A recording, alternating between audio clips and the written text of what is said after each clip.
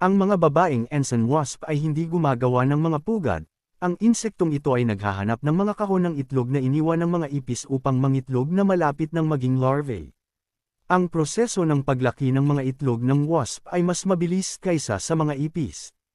Ang mga uod ng mga ensign wasp na tumubo sa loob ng itlog ng ipis ay kakainin ang buong laman ng itlog, kaya makakatulong ang ensign wasp para bawasan ang mga ipis sa loob ng iyong bahay.